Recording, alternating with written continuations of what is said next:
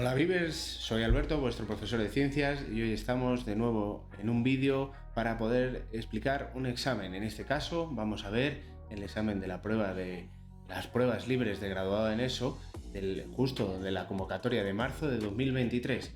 Para ello necesitamos primeramente meternos en la página de Luis Vives, nos vamos a la pestaña de recursos y ahí nos desplazamos hacia abajo y vamos a la parte donde pone exámenes resueltos. Para ello vamos a buscar nuestra prueba, bajamos y vemos que pone exámenes resueltos de pruebas libres para la obtención del título de graduado en ESO. Nos metemos en marzo de 2023, que es el que vamos a resolver ahora mismo, y vamos a exactamente a resolver el del ámbito científico-tecnológico, en este caso académicas, ¿vale? Recordad que en este tipo de exámenes existe la opción de elegir académicas o elegir aplicadas. Ambos exámenes necesitamos saber los mismos contenidos o conocimientos para poder resolverlo, y para ello la única diferencia que podemos encontrar entre uno y ello es el grado de dificultad de las matemáticas. En la académica suele ser un poco más complicado, en la aplicada suele ser un poco más sencillo. Generalmente podemos encontrar más química en el de académicas, pero también podemos encontrar en aplicadas, porque en otro tipo de exámenes también nos ha ocurrido que no lo hemos encontrado. Recuerdo un poco cómo es el examen. El examen son 10 preguntas, 1 hora y media, no se puede utilizar la calculadora. 6 ejercicios de matemáticas y los otros 4 restantes pueden ser de biología, de química, de física o de tecnología, ¿vale? Así que tenemos que tener bien preparado el examen. Como podéis ver aquí, ahora mismo nosotros vamos a resolver el primer ejercicio. El primer ejercicio siempre es igual. Cuando digo que siempre es igual, me refiero a que siempre es del mismo estilo.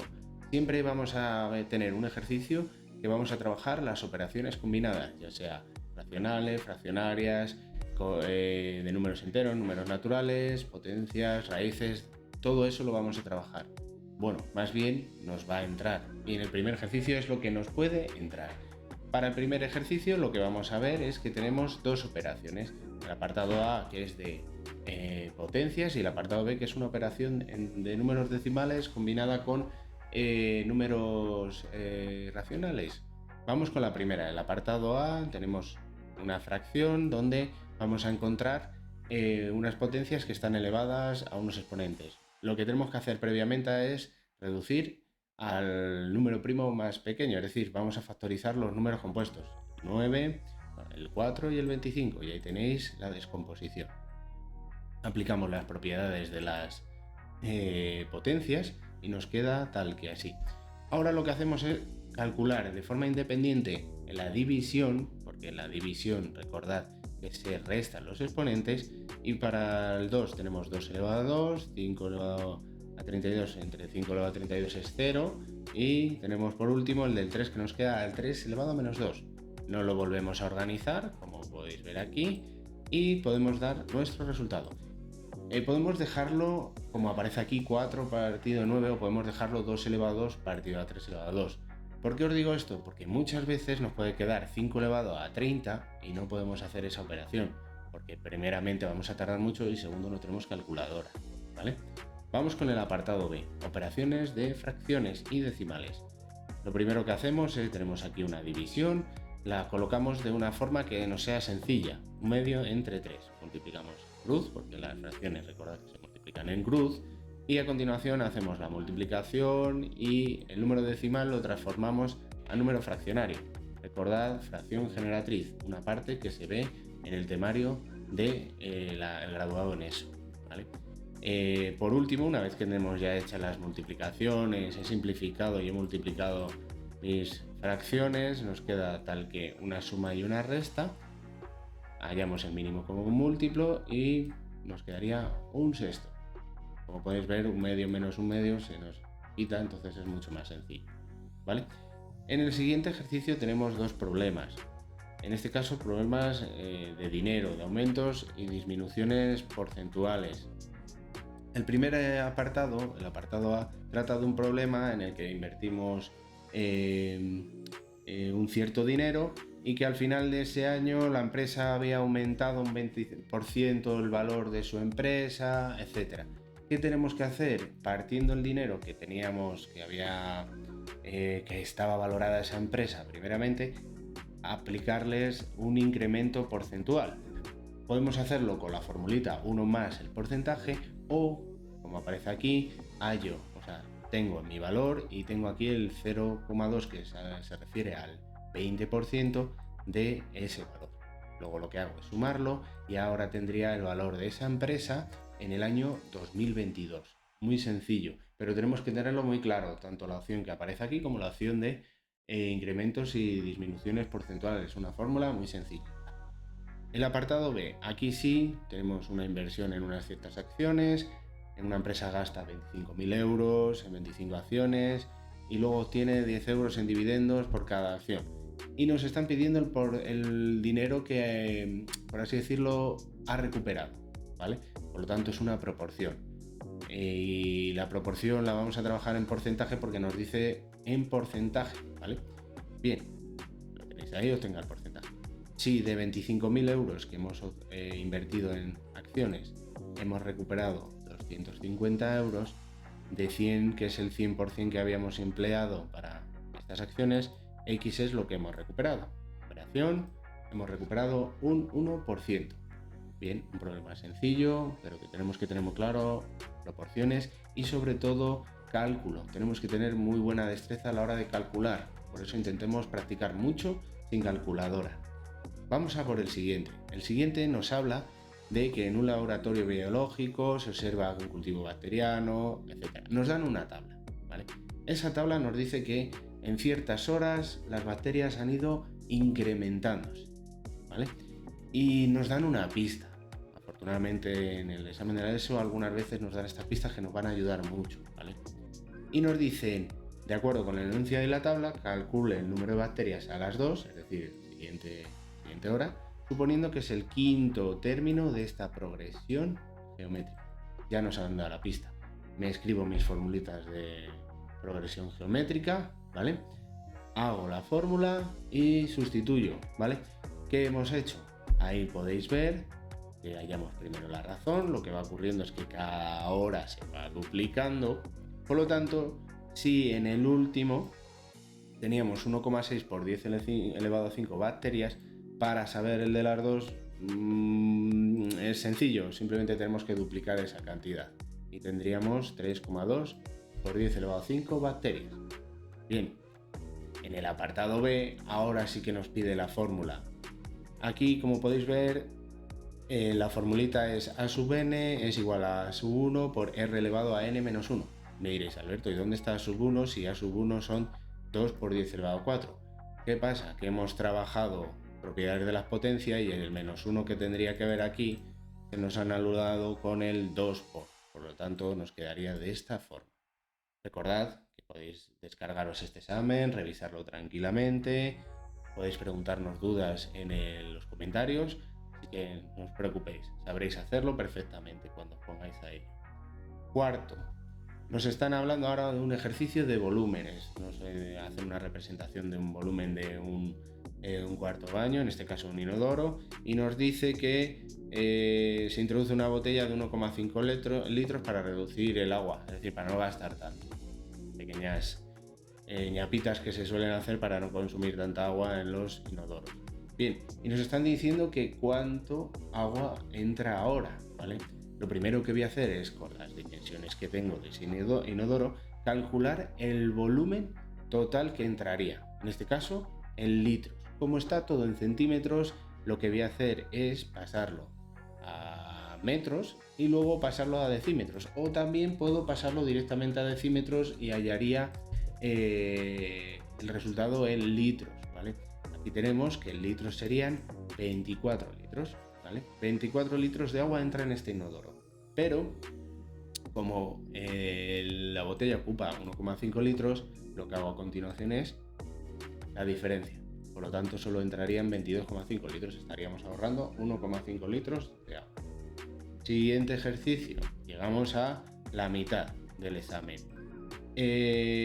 Nos habla de que una empresa que fabrica y comercializa una muñeca ha tenido unos beneficios anuales de tal. Bueno, nos dan una función, es un ejercicio de funciones, en este caso de funciones cuadráticas, ¿vale? Porque tenemos que la incógnita, que nos dice que es el precio en euros al público fijado por la muñeca, elevado a 2. Por lo tanto, son parábolas. Como el numerito de delante del cuadrado es negativo, la función que vamos a representar va a ser al revés, como si estuviéramos tristes, carita triste, ¿vale? Bien, para poder calcular lo que nos piden, que nos están diciendo teniendo en cuenta que la representación de la gráfica de B frente a P es una parábola, hay en los valores de P, el precio de la venta al público, y B, beneficios para los que B beneficios alcanza su valor máximo. Su valor máximo, si yo hago este dibujito, ¿dónde será? Efectivamente, en el punto de arriba. Punto de arriba, que es donde nace esa parábola, es el vértice. Por lo tanto, tengo que aplicar la formulita del vértice. Menos B partido de 2A. Aquí hallamos exactamente la X donde se ubicaría ese punto, que es 50. Una vez la tengo, la introduzco dentro de mi fórmula y veo que sería 250.000. Vendiendo 50, obtendríamos 250.000 euros, ¿vale?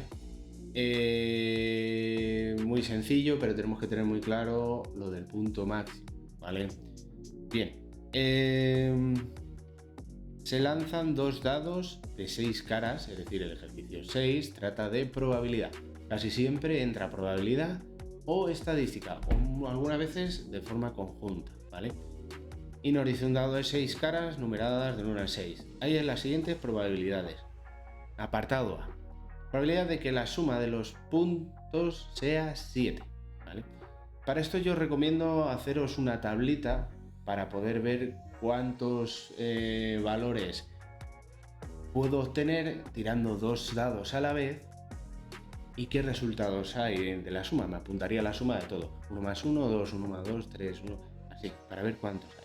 Y la cuadrícula nos va a quedar que son 36 resultados. Tiramos 2 dados, 6 por un lado, 6 por otro, 6 cuadrado de 6 por 6, 36 resultados, ¿vale?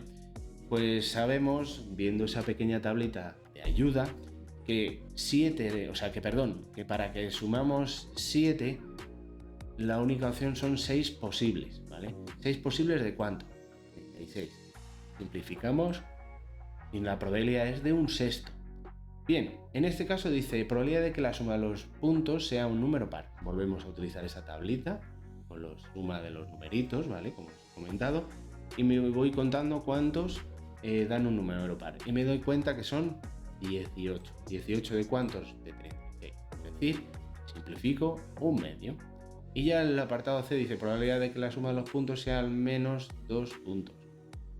El valor menor que podemos obtener es 1 más 1, que es 2, por lo tanto todos los demás son mayor que 2. Por lo tanto todos los valores cuentan como opción válida. Por lo tanto la probabilidad es un suceso seguro que es 1, ¿vale? Bien, hemos saltado la barrera de las matemáticas, ahora pasamos a hablar de ejercicios, en este caso de física. Y tenemos el ejercicio 7, un ejercicio de caída libre, movimiento rectilíneo uniformemente acelerado. Se deja caer desde la azotea y un objeto y tarda 3 segundos, ¿vale? Ya sé que es movimiento rectilíneo uniformemente acelerado. ¿Por qué? Porque cuando dejamos caer un objeto tiene gravedad y la gravedad es aceleración. Y los movimientos rectilíneos uniformes no tienen aceleración, ¿vale? Bien, me dan datos como la gravedad, que son 10, así que se me facilita el cálculo. Lo primero que hago es poner la fórmula de caída libre. Posición final es igual a posición inicial más la velocidad inicial por el tiempo menos un medio de la gravedad por el tiempo al cuadrado, ¿vale? ¿Cuál es la posición final de ese objeto si lo lanzo desde arriba? Va a ser 0, por lo tanto vamos a poner 0 aquí. Como yo sé que ese objeto lo estoy dejando caer, su velocidad inicial también es 0, me lo quito. Bien, pues únicamente nos queda esto. Y claro, aquí hay datos que sí me sé. La posición inicial es... la posición inicial es la que nos pide, pero sabemos el tiempo. El tiempo son 3 segundos, por lo tanto despejo la fórmula y nos queda de esta forma. Sustituyo, calculo y veo que se lanzaría de 45 metros. Sencillo. Ánimo, que sabéis hacerlo y lo entendéis. El ejercicio 8. En este caso pasamos a hablar de química. Últimamente los perfiles de este tipo de exámenes estaban introduciéndonos mucha formulación inorgánica, así que lo que tenemos que hacer es practicar bastante. Bien, en el primer apartado nos dice, formule los siguientes compuestos, es decir, nos dan la nomenclatura y nosotros tenemos que escribirlo. El hidruro de zinc lo tenemos aquí, hidruro de zinc. Como el zinc tiene valencia 2, ponemos 2. Ácido clórico, es un compuesto ternario, como es clórico, utiliza la valencia 5 y nos quedaría de esta forma, ¿vale? Óxido de cobre, y nos dice que el cobre es 2, es decir, óxido siempre ponemos un 2 a su izquierda y el cobre aquí a la parte final, a la derecha del oxígeno, un 2, y lo que ocurriría es que se simplifica. En el apartado B es el caso contrario, nos dan un compuesto y tenemos que escribir su nomenclatura. Y esto es muy sencillo, podéis elegir cualquiera de las nomenclaturas trabajadas, así que no habría ningún inconveniente, no se la tendrán que poner bien. Yo he elegido en este caso hidróxido de aluminio, pero podríamos poner también trihidróxido de aluminio, no habría ningún problema, ¿vale? El siguiente tenemos que es el ácido clorhídrico, pero también podemos decir que es el cloruro de hidrógeno, no había ningún problema, ¿vale? Ambos dos resultados son válidos.